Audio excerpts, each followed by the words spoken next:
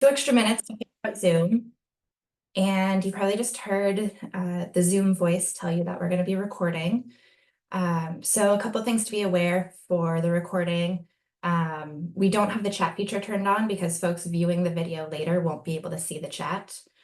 And we have this in webinar mode, so you all who are attending don't have video or audio, just those of us who are panelists do. We do have a Q&A feature at the bottom of Zoom, of the Zoom window, and so feel free to toss your questions in there and we will make sure to answer them. So those are the quick logistics, and we have a few more, but we'll go ahead and introduce ourselves. And yeah, just thank you so much for being here. We're excited to kick off OWEB's Drinking Water Source Protection Grant Program. My name is Audrey Squires. I am the Drinking Water Source Protection Specialist, and I'll be presenting today with support from the other folks that you see on the screen. We have Rachel Thompson, Robin Meacher, and Renee Davis from OWEB. They all offer different areas of expertise to help answer questions if needed. And then Julie Harvey and Alyssa Liddell. Did I say your name right, Alyssa? Great. From DEQ, who are from the Drinking Water Protection Program, who can help us answer questions relevant to drinking water, water quality, source water assessments, how to prioritize which property, and different things like that. So we've got a good team of folks to answer questions. If we can't answer your question today, we will definitely get back to you. We'll take note of it and follow up. So with that, Rachel, any other logistics to mention with Zoom? No, other than I'll be monitoring the Q&A, so feel free to be posting questions. We might not answer them in the middle of Audrey's presentation, but know that we will get to them in the Q&A portion of today's session. So feel free to drop them in there. Thanks. Thanks, Rachel. And there's always a question of if we'll be recording this and sharing the presentation. And yes, of course, we are recording and we will post it to the OWEB YouTube channel afterwards. And we will also send out a PDF of the PowerPoint to everybody who registered for the webinar afterwards, and it will have clickable links to all the resources that we're sharing.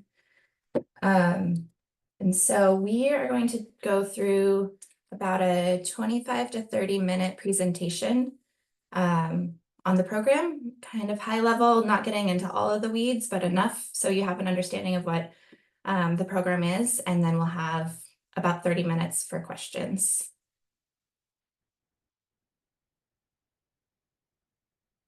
Okay. And Rachel, go ahead and let me know if anything isn't showing up throughout the presentation.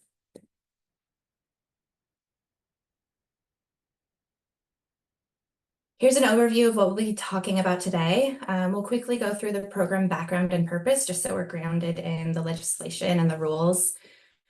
Eligibility for applicants, for properties, for project types, the ability to work in partnership with holders, the money part, funding, match, and eligible costs, program guidance, the online application system, which is how we do grant applications at OWEB, pre-application consultations, application requirements, evaluation criteria and review process, the timeline for the cycle, and then, as I mentioned, we'll dive into Q&A. So again, as Rachel said, please go ahead and put any questions you have in the Q&A box. If it's a clarifying question for something I'm presenting on, Rachel will unmute and interrupt me and ask the question. And if it's kind of a bigger question, we'll save it for the end. All right, diving in to the legislation and statute. So this program was created during the 2023 legislative session. And we're not going to go into a ton of detail on the rules, the legislation and the rules, but just giving you that background of what the intent of the program is. And you'll see throughout links underlined. And so when we send out the PDF, you'll be able to click on any of these links that we have in the webinar. So House Bill 2010 was an omnibus water package, which included this program among many other water-related items. And then House Bill 5030 and Senate Bill 5506 are the funding bills to get money into the program. So the legislation stated that this program will provide grants to water suppliers to protect, restore, or enhance sources of drinking water through acquiring lands from willing sellers, and willing sellers is really key to this program, entering into covenants, easements, or similar agreements, and repaying a loan used to finance one of the above. And so loan repayment is definitely a part of this program. But yeah, the program is focused on acquisition and protection of lands. There's $5 million available, which is not a lot for a land acquisition program, but it is also a lot to make a difference for those who receive the grant awards. So we have a split of funds between general funds and lottery revenue bonds, and I'll get into the explanation of that and how that impacts projects in a couple slides. The maximum grant award is $3 million.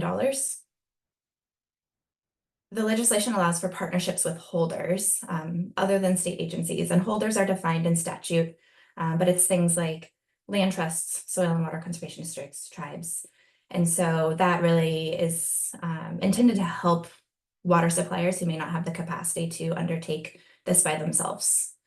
And then there's a focus on water suppliers that serve rural communities, communities experiencing lower incomes, or communities that are at or below a specified population level. And during rulemaking, we specified that population level at 25,000 users that the water supplier serves.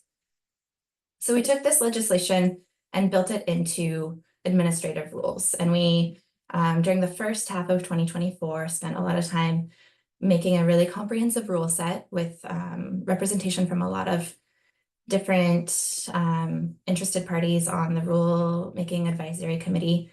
And you can see the timeline that we worked through. And ultimately, the board adopted the rules in July 2024. And now we're able to launch the program because we have those rules. And again, linked up here are the rules. So if you want to get into the details of the program, that's one place to look. But we've put it all into a much more understandable package with the program manual and other guidance materials. Eligible applicants are public water suppliers with service populations at or below 25,000 users. They also have to be classified into one of the following public water systems: tribal public water systems. And then the next four are ones that are owned by a local government or a nonprofit, if they are one of these four. So community, transient non-community, non-transient non-community, or organ very small. Eligible properties are those that benefit a drinking water source used by the water supplier. The property must be partially or fully within the water supplier's drinking water source area. We included this, the partially part of this, because we know that land parcels don't necessarily follow watershed boundaries. So we will take that into account when you bring your project forward. And then both surface water and groundwater water systems are eligible. Project types direct from legislation: acquiring lands from willing sellers, entering into covenants, easements, or similar agreements, and repaying a loan used to finance one of the above. Okay, I'm going to pause here. Is there anything that other panelists want to add with respect to legislation, statute, rules, eligibility before dive into protective instruments?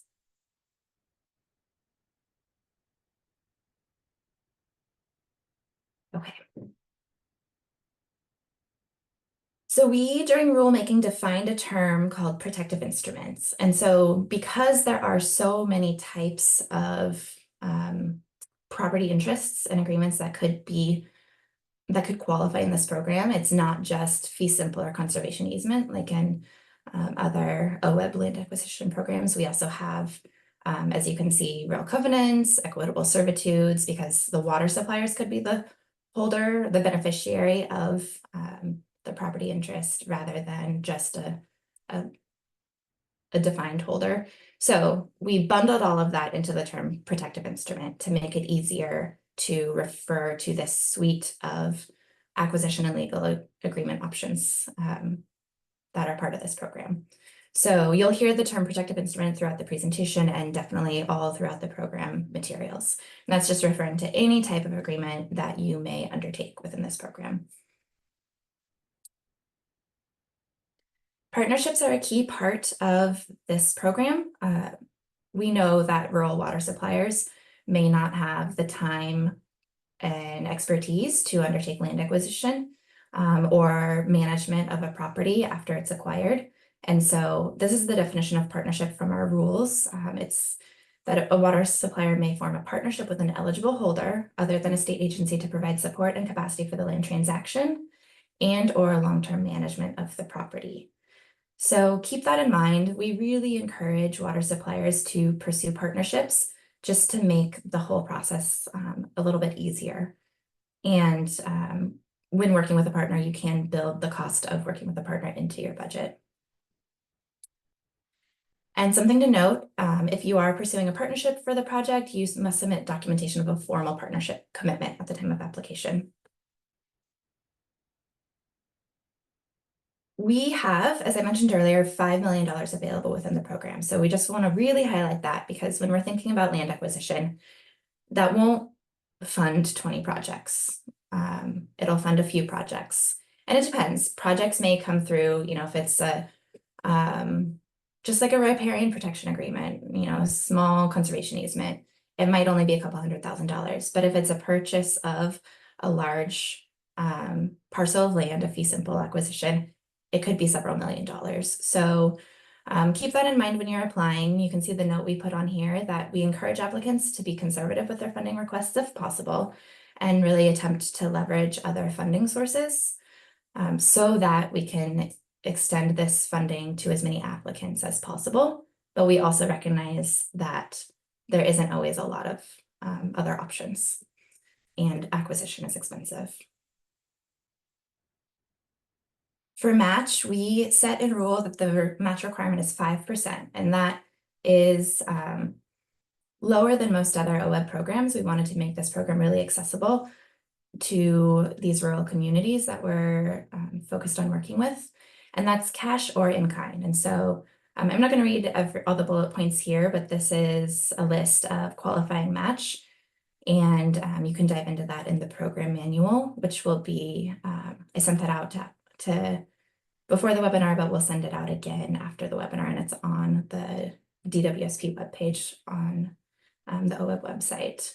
But yeah, there you can bring again cash or in kind, and the in kind can be staff time, volunteer time, indirect, and yeah, so keep that in mind. There are ways to reach that. And DEQ has a really helpful webpage, Funding for Public Water Systems. And so I encourage you to peruse this after the webinar and look into what other funding options are out there to meet the match and to get to the finish line of having enough money to complete your project.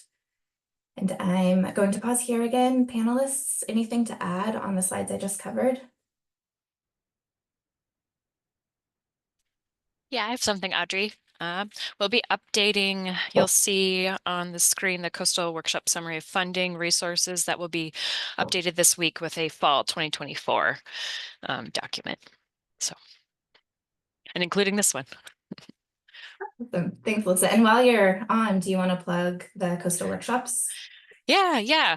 So next week, the Drinking Water Protection team will be hosting 3 workshops along the coast. So we'll be in Tillamook for the North Coast, public water systems and community members and resource technical assistance providers.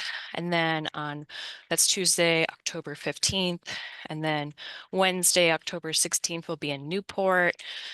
And then Thursday, October 17th will be in Port Orford. And so it's a hybrid workshop.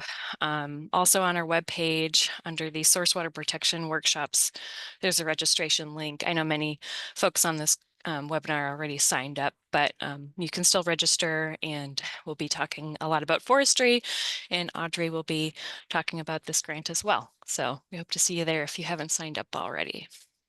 No, thank you. Thank you, Alyssa. I appreciate that. Okay, so now this is getting into the two different funding sources that we have for the Drinking Water Source Protection Program at OWEB. And it's a little complicated, but we're gonna try to make it as simple as possible to provide the level of detail needed for you to understand how to approach your applications.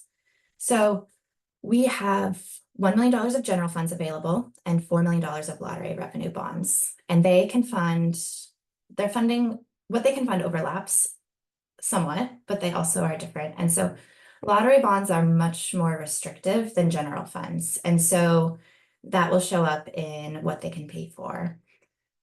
Eligible project types for general funds, everything we've talked about is eligible. For lottery revenue bonds, it has to be perpetual and run with the land. And so if you are proposing a non-perpetual agreement, it would go into the general fund category. And then also the next line, loan repayment. Loan repayment is only allowed with general funds, and lottery bonds does not allow that. And so we know that we have loan repayment projects coming our way, and those will all be put into the general funds bucket for competing for that money.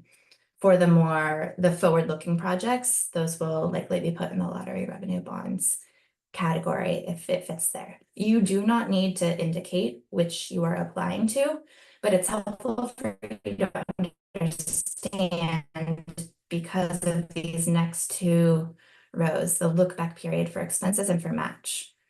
So for general funds, the look back period is much longer than for lottery revenue bonds. And that is looking at loan repayment, and we've set that at 18 months prior to the deadline, the application deadline. However, we did write into rule an exception to 60 months for the first grant cycle. And that's just to take care of the backlog of projects that we know the legislature was thinking about when they wrote this legislation. And so for this first grant cycle this fall, the look back period for both expenses and for match for general funds is 60 months prior to the application deadline. As you can see at the bottom, the application deadline is December 12th. And so that look back period for general fund projects is December 12th, 2019. So there's a large window. Lottery revenue bonds is different. We only have a 60-day look back window from when the lottery bonds are issued. They will likely be issued or sold in April 2025. And so for those lottery bond projects, we can only reimburse back to maybe February, but we won't know the date until the bond sale occurs. So the take-home message here for applicants is don't plan on having expenses reimbursed prior to a grant agreement being issued. I would just plan on incurring expenses once a grant agreement is issued. But we can talk further about that in our individual pre-application consultations. And then the look back period for match is 18 months for lottery revenue bonds. So anything you do need to just go ahead and take care of now, like let's say you're getting your appraisal done now, you won't be able to have that reimbursed if you're in the lottery bond category, but you can use it for match. And that 18-month prior window is dating back to June 2023. All right, looking at eligible costs, I'm not going to go through all the details here. This is direct from the program manual and it's explained in more detail there. But I just want to show you a few things here to make it clear the things that we can and can't pay for. So you'll see a column for general funds and a column for lottery bonds. And the key with lottery bonds is that it has to be capital expenditures, and that's why some things are not eligible. So for both staff and contractor costs, due diligence activities, baseline inventory preparation, legal costs, all of those things need to be related to the proposed project, not, add-ons related to general organizational activities. And then, of course, the purchase price of the protective instrument. So those are eligible in both categories. Interest on bridge loans is only eligible in general funds. And then closing fees are eligible in both, but no prepayments for lottery bonds, because we do need to think about that look back period and capital expenditures. We The legislation requires a long-term management plan in most cases, especially for fee simple, it's required, and then for other types of agreements, it will depend on the complexity of the protective instrument and the management of it. But just keep in mind that you probably will be required to have a long-term management plan. The cost of developing it is an eligible expense with general funds, as well as indirect costs of the grantee, capped at 15%. We have an asterisk on these two because while those are eligible for general funds, we will be prioritizing reimbursement of protective instrument purchase, the purchase price of protective instruments. And so loan repayments and reimbursements, we only have $1 million in general funds. So with prioritizing the purchase of protective instruments with that funding, we may not end up having enough funding for the long-term management plans and indirect costs. That said, please include it in your budget if you would like it reimbursed, and we will do our best to include it as a funded line item, but we may have to remove it. But again, something feel free to ask more questions about, and we can talk about it in pre-application consultations. And then you can see a long list or a short list of things that aren't eligible. All right. Panelists, anything to add on the money part that we've been going through, eligible costs and the difference between general funds and lottery bonds?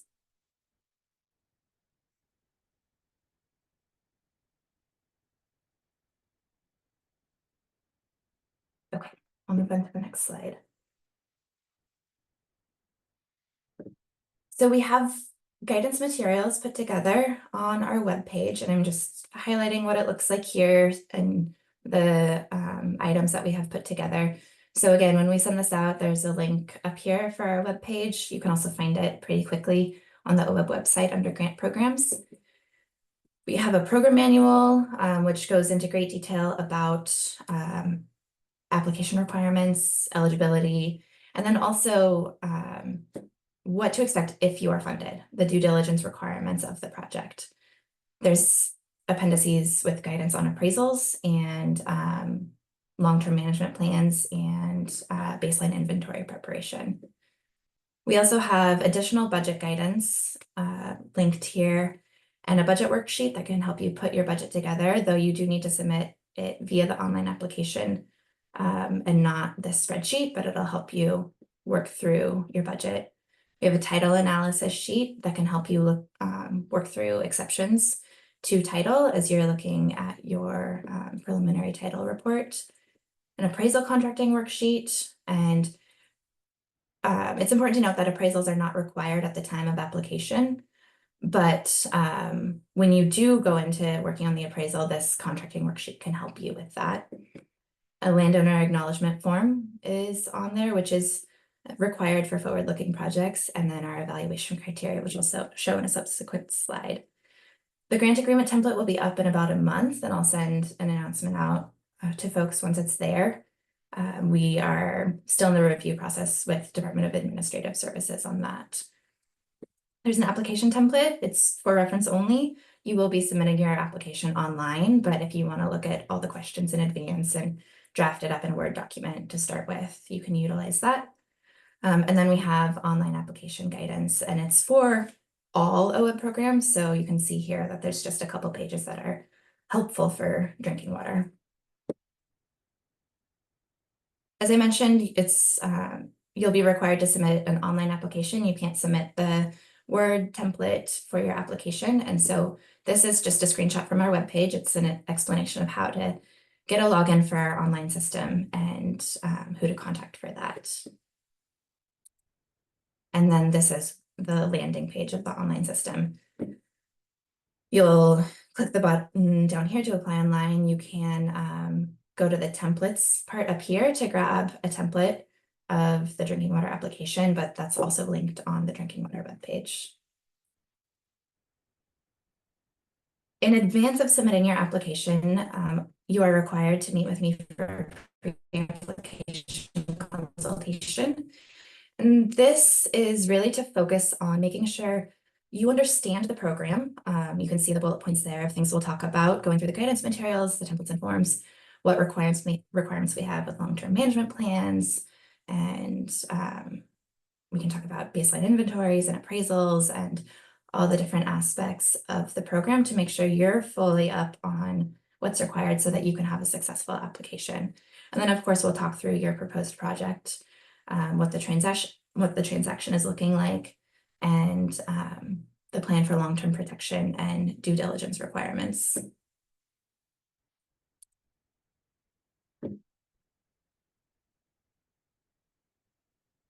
So you can go ahead and email me even now to start scheduling. We'll do pre-application consultation starting when the grant cycle opens, October 21st.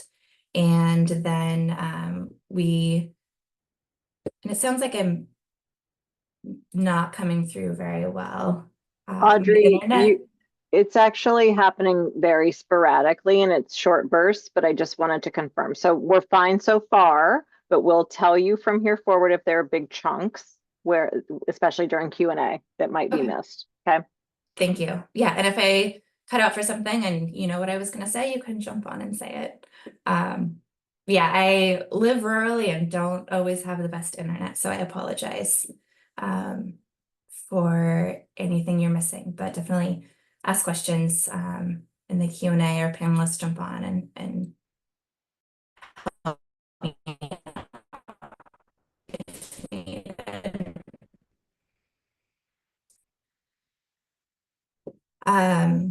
All right, so you have time to work through your application, and that is basically Thanksgiving. So make sure you meet with me before Thanksgiving. This is another table from the program manual. I'm not going to walk through every single thing, but I just want to highlight that you can look through the program manual to see what's required for different project types. The bolded items are required for everything. In the program manual, after this table, there's an explanation of every item. And so it'll explain what you need to include in these required maps: threats map, watershed map, service area map. And then you'll see, like, for example, if you have a water system fed by groundwater, you'll need to provide a hydrologic and soil map. If your area was impacted by wildfire, then that's part of what you're talking about and you acquired, and that's the vesting deed of the current ownership. And that comes, you'll get that with the preliminary, or make sure to get that with the preliminary title report. And so that really helps us make sure that you are talking to the correct landowner. And then with the preliminary title report, we can see what exceptions and encumbrances exist. And then all these other things are an it depends situation. So for example, the landowner acknowledgement form, it is required for any of those forward-looking projects. You have not completed the transaction yet, please provide a landowner acknowledgement form so we know that you are working with a willing seller. And the seller is aware of the agreement that they're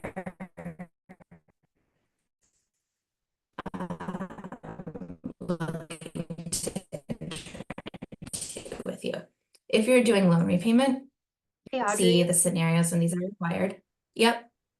Your internet's going in and out a little bit more frequently now. Maybe try going off camera to see if that helps with your bandwidth. Okay. Whoops.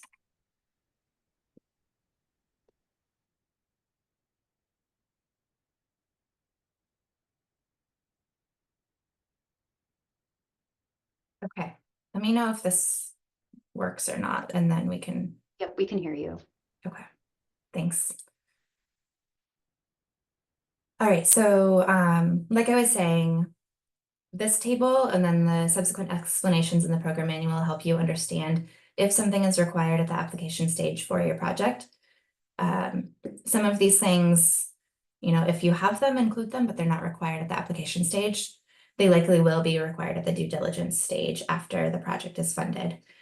And this is where the pre-application consultation comes in really handy. You and I can talk through all of these pieces for your specific project so you know exactly what's required. And then here's the second half of that same table, showing other things that are required: source water assessment, documentation of water system ownership, and authority to use the water.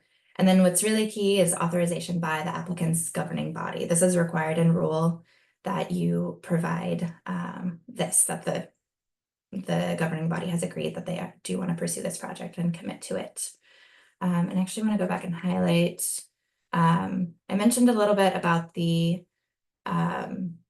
management plan. Maybe that was on the next one. Oh yeah, long-term management plan. Again, this will likely be required. You'll see an explanation of when it's required. And so just keep that in mind as you're working on your application. It's not required at the application stage, but it is required by closing. Panelists, anything else to highlight? I know there's a lot on these tables and I didn't cover everything. Anything else we should highlight about requirements?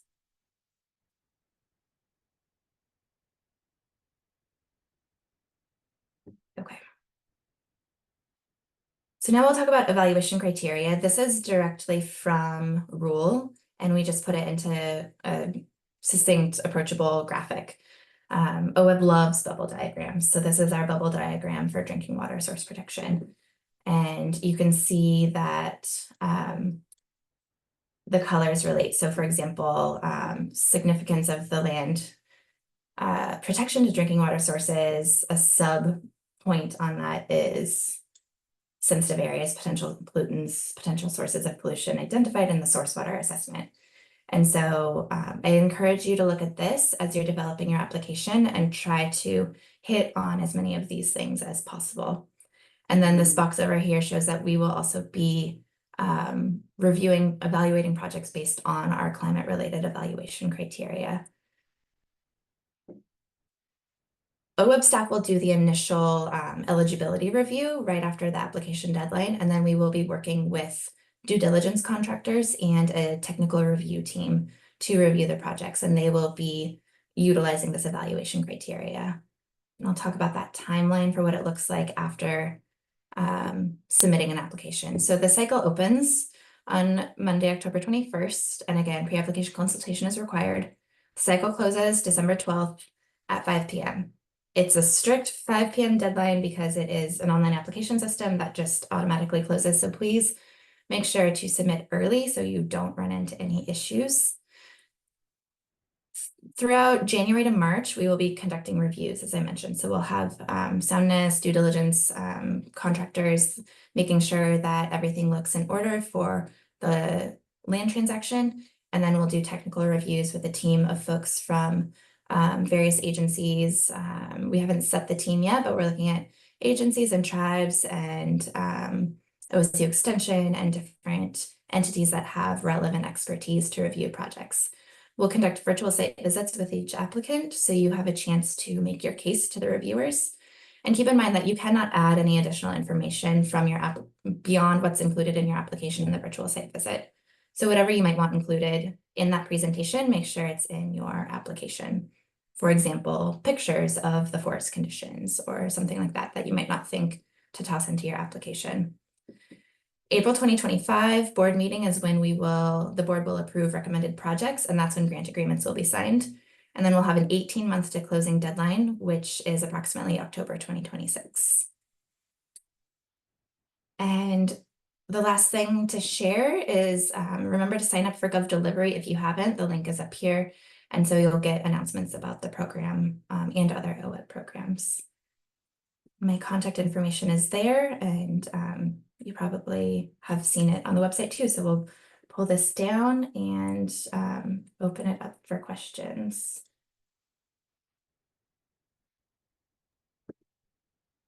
And before we dive into questions, panelists, is there anything that anybody wants to add from those last few slides?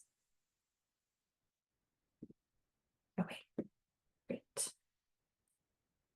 Yeah, so we had a couple of questions come in over the Q&A, so I'll just ask them in the order that they were written. So the first question is a little bit long, so I'll read it in its entirety. Appraiser qualifications references a conservation easement valuation, eminent domain, or yellow book appraisal. This requirement was not required for the drinking water grant we are using for the forest management plan appraisal. This will make the project 3 times as expensive for the appraisal and limit the appraisers available. Can we challenge these specific requirements with the qualifications of our appraiser?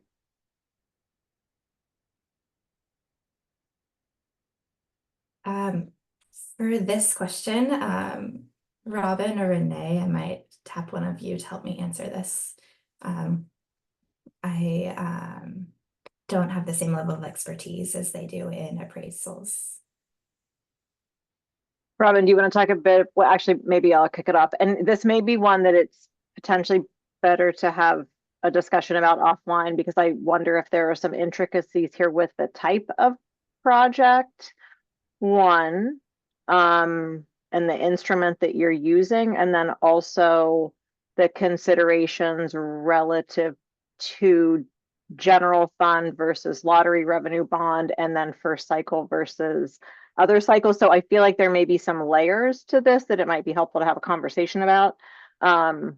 So with that said, Robin, any insights just kind of writ large in terms of appraisal procedures? And then I think, Julie, if there's a nexus here too, there's reference to a drinking water grant that DEQ has some insights on, that might be helpful too. But Robin, I'll go to you first. Yeah, I'll just start off. I think, Renee, this might be a good project specific conversation because it does seem like it's referencing a few different things that don't quite follow in line with appraiser qualifications. And so just wanting to clarify between a qualified appraisal for the project and then appraiser qualifications. And it is important, if you're having an easement appraised, that an appraiser that you're working with has the appropriate experience with that. And so our appraisal guidelines are talking to kind of appraiser experience. So we'll just want to talk through kind of more specifics, I think, in that regard. But I think, yeah, we can talk more specifically on that offline than trying to work through what that question's specifically getting to. And Julie, if there's anything that's helpful to add here, otherwise we can take it to a project specific discussion. I definitely think it's project specific. What they're referring to here is the Oregon Health Authority drinking water source protection grants that are done with the Federal Safe Drinking Water Act local set-asides. And that does not have a requirement for what type of appraisal is done. And it's primarily for planning purposes and sort of like getting your ducks in a row to apply to this. And so maybe that's something that we need to better align as these move forward as well, so that applicants are aware of both sets of regulations. So awesome. Thank you. Thank you. Yeah, Mercedes, if you want to send me an email, we can go ahead and schedule a pre-application consultation and dive into these questions. That would be great. So moving on to the next question, are there any restrictions on acquisition from a federal agency if on a willing seller basis? That's an interesting question, and I know we talked a little bit in rulemaking, and I believe we ended up leaving discussion of acquisition from federal lands out of it. I don't know that we have an exception to that, but it may not rank as highly because if it's federal lands, it's already more than likely a protected watershed, and so that that would probably be my main answer, is that it may not rank out. But Renee, do you want to add to that? I think you're correct, Audrey. I think that more discussion about the situation in a pre-application consultation would probably be helpful. But I do think that I recall the RAC conversation about level of threat compared with other potential projects might be challenging to demonstrate. Yeah, so I would encourage you to look at the evaluation criteria, and that's what Renee was referencing, level of threat, and see how you think your project would line up with that. Great. The next question is, and I think you did touch on this, but I'll ask it in case there's additional information you want to provide, but will the management plan be written after the award, or will the plan have to be presented with the application? Yeah, that's a good question. It's not required at the time of application. If you have the plan written, great, include it. If not, that's fine, but we do have a question in the application around your plan for a plan, basically. And so because it is likely required, it's, you know, required for all fee simple and then for most other agreements. An example of a situation where it might not be required is if you're entering into like a very simple, like riparian buffer agreement that the landowner is not going to cut 300 feet on either side of the stream. There's not much management planning around that. That is basically the plan. So we wouldn't, more than likely wouldn't require a management plan in that scenario. But for fee simple acquisition, for a larger conservation easement, things like that, it will be required by closing of the land transaction. So not required at the time of application, but you will need to discuss your plan for creating the management plan. Thanks, Audrey. Moving on to the next question. This is another long one. What is OWEB's recommendation for how to think about applying for this grant in conjunction with other funding opportunities, given the encouragement to use this grant alongside other potential funding sources? Some other land acquisition funding sources have similar deadlines to the OWEB opportunity, for example, the Forest Legacy Program, but others have asynchronous application deadlines, an example being the Community Forest Program. And then as kind of a related secondary question, is pending match accepted? That's a really great question. Pending match is accepted at the time of application. And so we know that grant deadlines don't always align and grant awards. So if it's secured, that's great. But we're not going to evaluate based on secured versus pending match. You can put the pending match forward. We do have a requirement that match be secured before we release grant payments. And so if your pending match falls through, then and I think, you know, other OWEB staff could probably speak to how they've handled this with other grantees in the past, but I would think that how OWEB approaches this is we help work through that situation of, okay, that pending match fell through, what other opportunities are there? I think that's correct, Audrey, and knowing that depending on the nature of the project, there may not be multiple other sources you can go to. So I think, I mean, in those cases, it's fairly project specific, and we would need to just kind of talk through what your realities are relative to the 18-month to closing time frame too for the transactions. Thanks, Renee. Great. So next question, what are examples of eligible partners? Great question. Land trusts, soil and water conservation districts, tribes. Robin, are there other examples that we should include there? I think those are the major ones that we're likely to see that have experience in these types of transactions. So I would highlight those and then just reference back to the holder statute of that Audrey talked about earlier, and that's in the program manual for kind of more specifics on that. But the ones you mentioned are the main ones that I think we're likely to see. Great, thanks, Robin. Great. The next question is, are properties, parcels that have structures eligible for funding, or must the whole parcel be raw land? Properties and parcels with structures are eligible. You know, that'll be part of the evaluation, of course, of how that structure impacts the ability to achieve drinking water source protection. And so that, again, so many of these end up being a project specific question.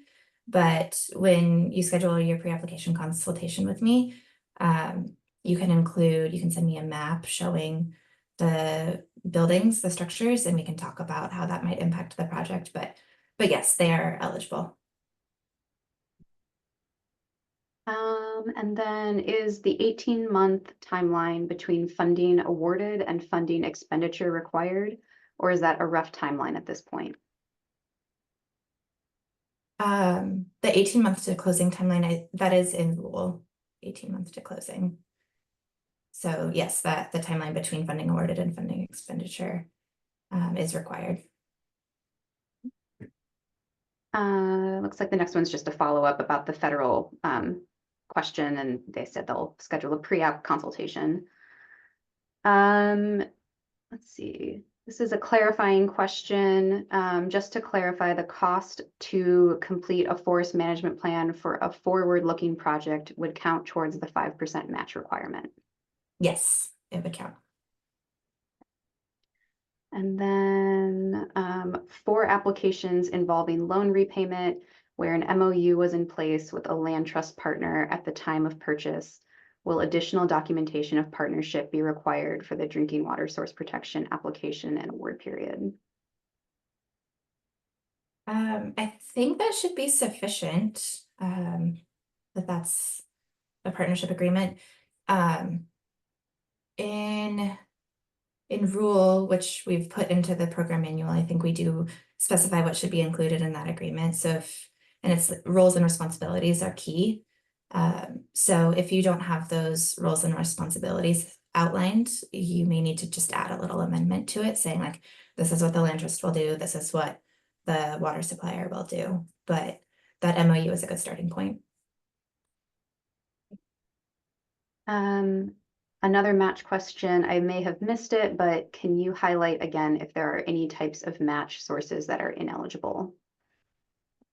Other OWEB money is ineligible as match. So if you're getting a grant from our land acquisition program, you can't use it as match through our drinking water source protection program, as an example. But other state funds are eligible as match, federal funds, private, local, all of those are eligible. And that is currently all of the questions that have been posed in the Q&A. Well, let's give it a minute in case anybody's typing a question. And while we wait for that, just want to reiterate, please, if you're submitting an application or even just thinking about it and you're not sure, reach out and schedule that pre-application consultation with me. And we'll be able to go through a lot of these details and work through what your application will look like, and what you need to work on and any of these specific questions. But yeah, happy to help. We'll schedule for an hour, but if we need more time or follow-ups, I am here to help you get a grant application in the door. Panelists, anything else to add? Only, Audrey, to underscore your availability and what an incredible resource you are. So please feel free to reach out to Audrey with questions, to schedule those pre-application consultations, whatever the case may be. And there are really helpful program requirement and suggestion materials as part of the program manual. So please do take a peek at that. It might help to clarify some issues that might still be questions that you're formulating. Thanks everyone for joining us today though. Yeah, and I also want to put a plug in for DEQ assistance as well. So Julie, if you want to just Exactly what I was. what you have to offer, that would be Yeah. great. I came off mute just for that. And I know that, as you're going through these pre-application meetings, when to send them to us for information on sort of where is their drinking water source area, what are the risks within that.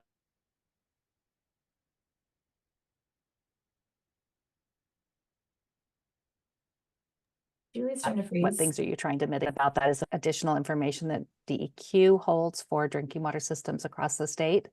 So please feel free to tap into us as well. Awesome. Thank you so much, Julie. Yeah. We'll do that. Anything that comes up in pre-application consultations, or if applicants want to reach out to you directly. Or feel free. Mhm. Yeah. Yeah. Yep, absolutely. Great. Any more questions, Rachel? No, nothing else has come in other than some expressions of thanks. Awesome. Well, thank you all so much for attending. Again, this will be posted to the YouTube channel if you want to refer back to it, and we'll send out a PDF of the presentation, so you'll have all the clickable links.